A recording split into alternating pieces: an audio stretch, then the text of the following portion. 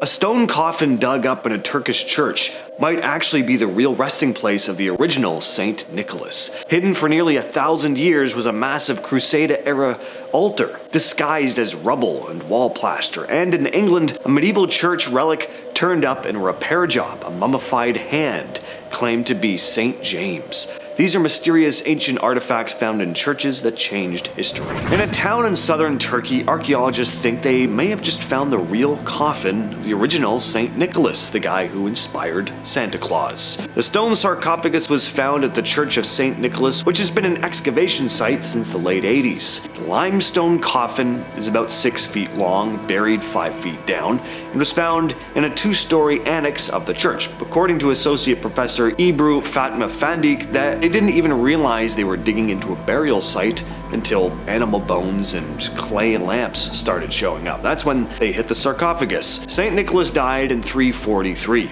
and was buried at this site. Later, a grander church was built over it under Emperor Theodosius II, and that's when his remains were supposedly moved into this sarcophagus. In 1087, a group of sailors from Bari, Italy, broke into his tomb and took most of his bones back to their city. They placed them in a new shrine at the Basilica di San Nicola, where they're still kept today. But not all the bones were taken. During the First Crusade, around 1099, another group, this time from Venice, raided what was left of the tomb and took the remaining bones. So, in 1953, scientists confirmed that the bones from both cities came from the same person, but whether that's actually St. Nick is still up for debate. At the Church of the Holy Sepulchre in Jerusalem, one of the most sacred places in Christianity, archaeologists recently found something that had been sitting in plain sight for centuries. It's a massive stone altar from the Crusader period, dating back to the 1100s. For years, people thought it was just part of the wall, mostly because it was covered in layers of graffiti and chunks of fallen stone. But once researchers took a closer look, they realized that this thing had been deliberately carved and set in place as part of the original Crusader structure. It's built from massive limestone blocks, including one with a cross carved right into it. According to archaeologist David Gervich, we've talked about a place where people believe Jesus was buried, so to uncover part of a forgotten altar from the Crusader period is huge. It had been partially destroyed over time, and a lot of it was buried under hundreds of years' worth of rubble. In Reading, England, a church relic resurfaced that people thought was lost forever. A mummified human hand said to belong to St. James the Apostle. It originally came from Reading Abbey, a huge medieval monastery founded in 1121 by King Henry I. During the 1500s, when King Henry VIII shut down England's monasteries and looted them, a lot of relics disappeared. Somehow this one survived though. It was hidden inside an iron box and rediscovered centuries later by workers doing repairs. Eventually, it made its way to St. Peter's Roman Catholic Church in Marlow, where it stayed locked away for years. The hand was, of course, dried and shriveled and partially wrapped in fabric, but it was still clearly human. Went back on display briefly in 2018 before being sent to be studied. Experts can't 100% prove it belonged to James the Apostle, but based on its age, the location, and how relics were handled at the time, it fits. In 2002, a collector went public with a limestone bone box known as an ossuary that had an inscription scratched into the side: James, son of Joseph, brother of Jesus. If it's legit, that's a huge deal. It would be the only known artifact that actually names Jesus of Nazareth. The box itself is real, dates back to the 1st century. Experts checked the aging on the stone, the weathering and the letters, all of it, but big question was whether the inscription was added much later to, boost its value. That started one of the longest and most expensive court battles in archaeology. The Israeli Antiquities Authority charged the owner with forgery. The whole thing turned into a circus. After years of trial, the charges were dropped. The science couldn't prove the inscription was fake. Some people still doubt it, but no one's been able to say for sure it's modern. In 2023, archaeologists in Germany found something strange in a Roman-era grave. A silver scroll buried with a man who died nearly 1800 years before. When they carefully unrolled the scroll, found it was inscribed with 18 lines of Greek writing, including the names of Jesus, Mary, and several Christian saints. That alone was wild, because this was found in Frankfurt, way north of where Christianity was thought to have spread at the time. The guy was buried sometime between 230 and 270 CE, which means Christians were already up there way earlier than anyone thought, about 100 years ahead of the usual timeline. Researchers say the writing on the scroll was meant to act like a charm or spiritual protection. The scroll itself is tiny, just a few inches long, and was buried in an iron capsule next to the man's remains. According to archaeologist Dr. Erwin Emmerling, this is the earliest physical evidence of Christianity in this region, and it changes what we thought we knew about how fast it spread.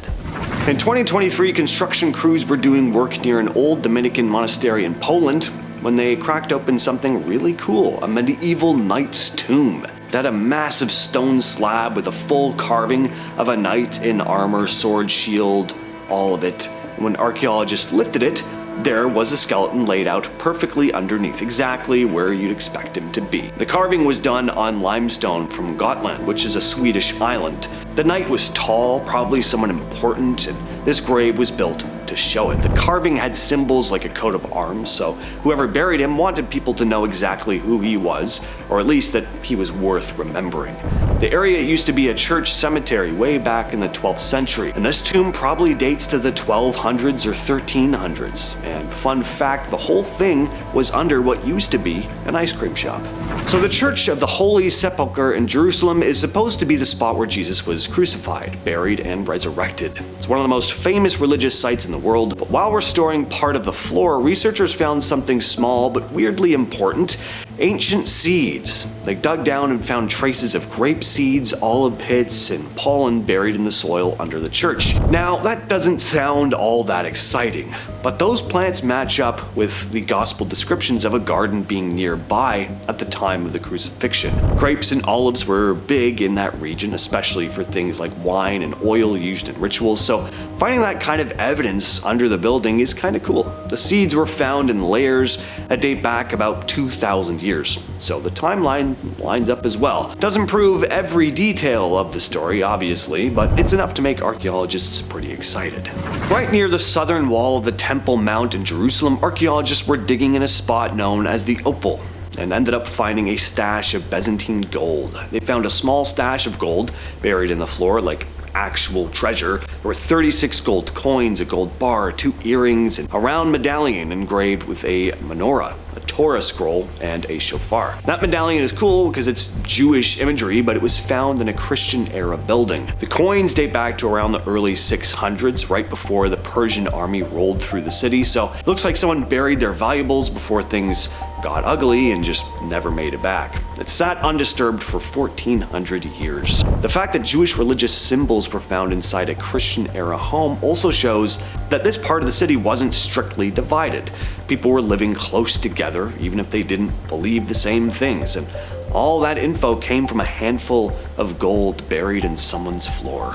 Archaeologists digging in northern Ethiopia found the ruins of a 4th century Christian church. It's the oldest one discovered so far in sub-Saharan Africa. The site's called Beta Samati, and it used to be part of the Aksumite Empire, a big trade hub back in the day. The church was built in basilica style with stone walls, columns, and a central platform that lines up with early Christian designs from the Roman world. Found crosses, ceramic incense burners, carved pendants, a gold ring with a bull's head on it. That ring probably came from somewhere outside Ethiopia, maybe traded in from Jordan or Arabia. There were also dozens of small animal figurines, mostly of cattle, scattered around the site. Inscriptions found inside mention Christ by name, which is a big deal considering how early this site is. This means Christianity had, of course, already reached this part of Africa by the early 300s, so way earlier than most people thought. The area was connected to trading routes that stretched all the way to the Middle East, so ideas, goods, and religions were constantly flowing through. And in 2021, archaeologists working in northern Jordan explored an old underground church built inside a cave, and inside it, they came across a tiny lead scroll covered in ancient writing. The church had been carved into the rock and might be one of the earliest places where Christians gathered in secret. The scroll was tightly rolled, only about the size of a matchstick, so they had to scan it with high-res imaging to even read what was inside. The writing's in ancient Hebrew, and even though some of it still hasn't been fully decoded, early scans showed names linked to Jesus and what might be early Christian symbols. The scroll might have been used like a prayer or a kind of protective charm, something people back then would have kept hidden from Roman authorities, which is why this was found buried under the church's altar. Researchers are still being cautious about dating it, but think it could push back written references to early Christianity by decades, maybe even from the 1st century. If that's the case, this could be one of the earliest written traces of Christianity outside of Jerusalem. I've been your host, James. I will catch you, yes you specifically, in the next video.